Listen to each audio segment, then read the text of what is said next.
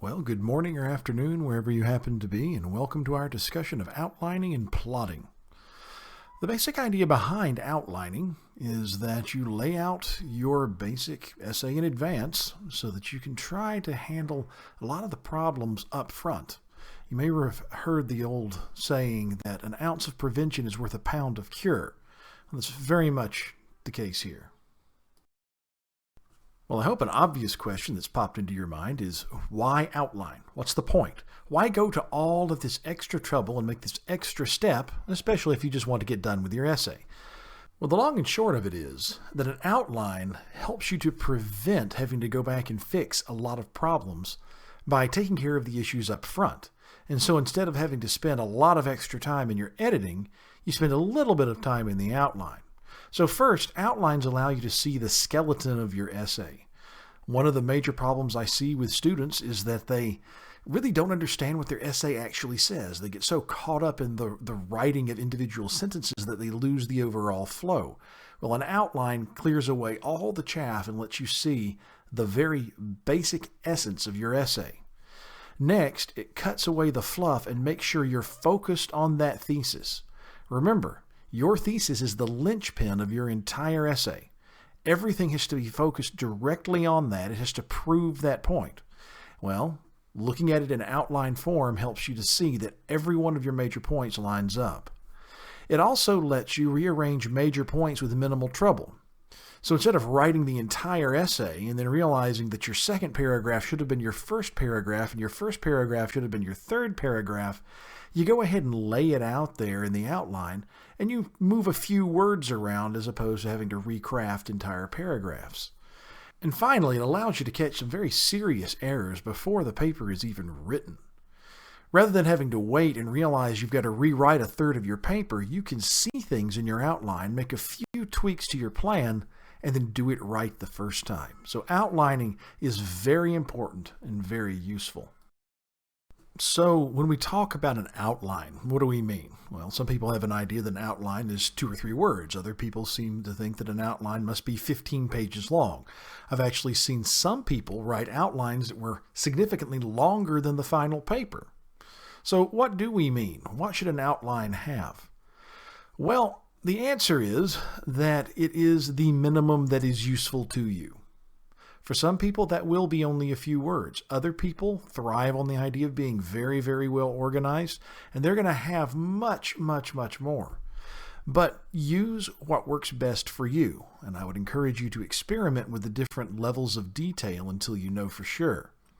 At the very least, I advise that you need to have a thesis statement that's a full sentence, and then each major point in your plan of development either as a phrase or as a full sentence.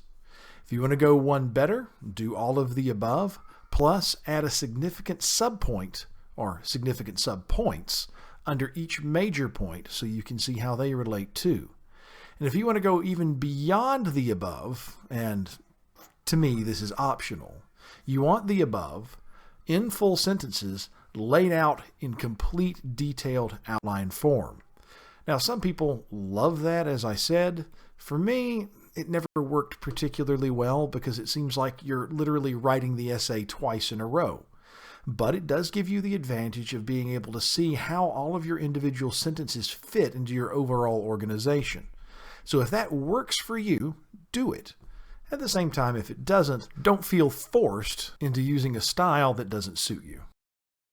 The basic steps to creating your outline are going to sound very familiar. Using an inductive approach, I would advise that you first ask your research question. What is the one thing that you want to answer in your research? Ask it in a single sentence. Don't let yourself ramble. Keep yourself focused on that one sentence. Second, answer your research question in another sentence. Again, it can be a longer sentence, but stay focused on that one sentence. That essentially becomes your thesis statement. Write it down so that you don't forget it. Then ask yourself step 3. What are the 3 or 5 or 6 or however many sections you think you're going to have room for? What are the 3 major points that your readers are going to need in order to understand your thesis? So you'll probably be able to come up with 1, 2, 3 think about it for a while, debate it back and forth. That becomes your plan of development. And then, if you're going to incorporate your plan of development into your thesis statement, go back and modify your thesis statement as appropriate. Next, look at each major point and ask a very similar question. What do my readers need to know about this in order to understand my thesis?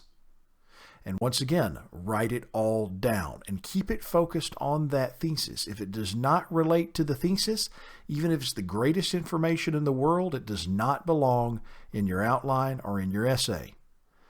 And then, once you've got that down, ask yourself, are there any other aspects of the essay that you need to include specifically? For example, in our case, do you need a hook? Do you need a mic drop moment? What parts of the conclusion might you want to include? Go back and add them explicitly and clearly. Here's an idea of what it might look like in practice. First, you'll want to start with that basic question. So here's a hypothetical.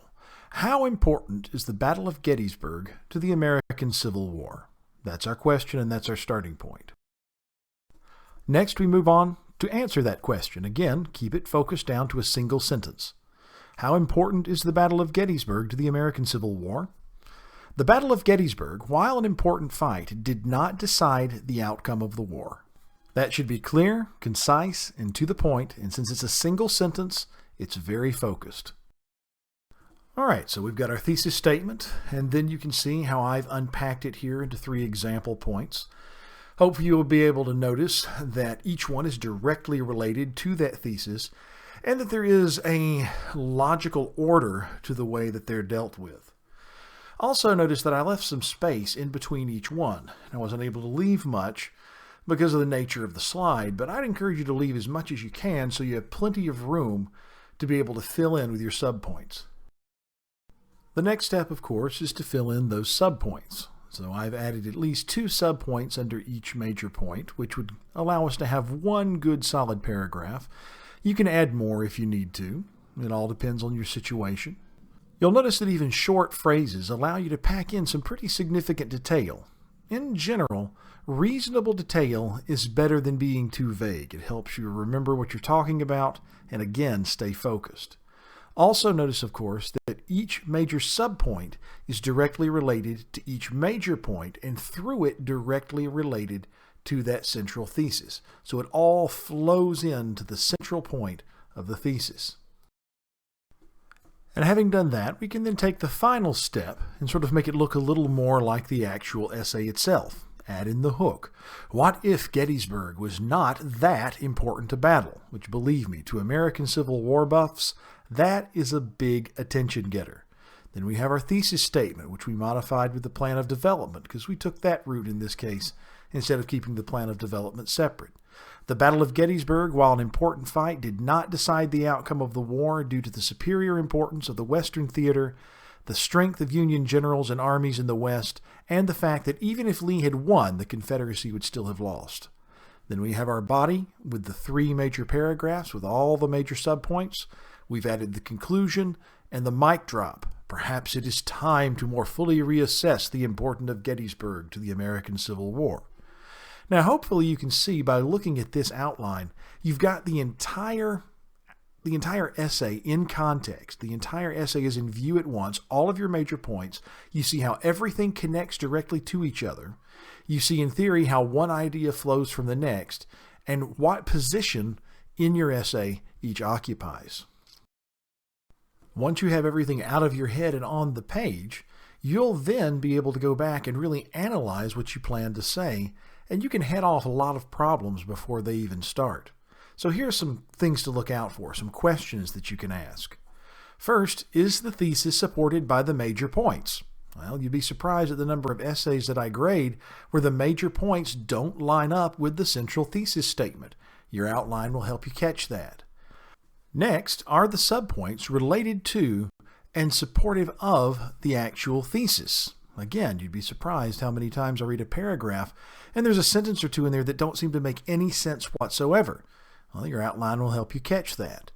Does the plan of development match the structure of the body?